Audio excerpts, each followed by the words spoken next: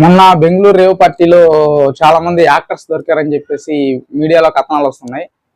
బాధాకరమైన విషయం ఏంటంటే అందులో నేను కూడా ఉన్నానని చెప్పేసి చాలా సోషల్ మీడియాలో చాలా వీడియోలు వైరల్ అవుతున్నాయి. వీడియోలన్నీ చూసి మా ఆవిడ నాకు డైవర్స్ ఇస్తానంటుంది. దయచేసి ఈ కాపురాలు కోల్చొద్దురా బాబు. అయితే దాని గురించి ఎక్స్ప్లెనేషన్ ఇద్దామని చెప్పేసి మీ ముందుకు వచ్చాను. నేను చూస్తున్నారు కదా, నేనైతే మా ఇంట్లోనే ఉన్నానండి. నాకు అసలు ఆ పార్టీకి వెళ్ళే కల్చర్ కాదు నాది.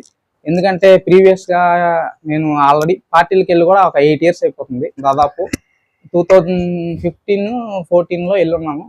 అప్పుడు కూడా పార్టీలకు వెళ్ళినప్పుడు ఏంటంటే ఒక 2-3 ఫ్రెండ్స్ గమనించారు, నాకు డ్రింక్ అలవాట్లేదండి. సో ఫ్రెండ్స్ ఎవరైనా డ్రింక్ చేసే వాళ్ళు ఉంటే వాళ్ళ స్టఫ్ కూడా నేనే తినేసేవాడిని. సో ఈ నా కొడుకుని అసలు పార్టీలకి పిలవకూడదా అన్నట్టు ఫిక్స్ అయిపోయారు అందరు కూడా. అందుకని అసలు నేను పార్టీలకి వెళ్ళే కల్చర్ కాదు, నన్ను ఎవరు పార్టీలకి పిలవరు. సో రేవ్ పార్టీ కాదు కదా, మందు పార్టీకి కూడా పిలవరు అనమాట. సో నేనైతే నన్ను అసలు పార్టీలకి పిలవరండి, నేను అసలు వెళ్ళనండి పార్టీలకి. సో అసలు నా పేరు ఎందుకు వస్తుందో నాకే ఆశ్చర్యంగా ఉంది. నేనేదో వీడియోలు చేసుకుంటా, హ్యాపీగా యాక్టింగ్ చేసుకుంటా ఏదో చేసుకుంటున్నా. సో మీరైతే కావాలంటే మా ఇల్లు చూడండి, నేను డైలీ వీడియోస్ చేస్తాను కదా, చూస్తున్నారు. ఇదే మా ఇల్లు, నేను ఇంట్లోనే ఉన్నాను, ఎక్కడికి వెళ్ళలేదు. సో దయచేసి నమ్మండి, నేనైతే ఆ రేవ్ పార్టీకి వెళ్ళలేదు.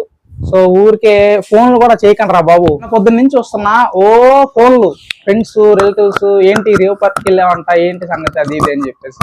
బాబు నేను వెళ్ళలేదురా ఎక్కడికి, కాబట్టి దయచేసి నన్ను నమ్మండి, నేను ఎక్కడికి వెళ్ళలేదు. ఓకేనా, ఇదే నేనైతే మళ్ళీ ఎవరికి ఎక్స్ప్లెనేషన్ ఇచ్చుకోదలుచుకోలేదు. సో దయచేసి మీడియా మిత్రులు కూడా చెప్పేది ఏంటంటే, ఎవరో వీడియో రిలీజ్ చేశారని చెప్పేసి మీ టీఆర్పీల కోసం మమ్మల్ని బదనాం చేయొద్దు, మా లైఫ్ బదనాం చేయొద్దు.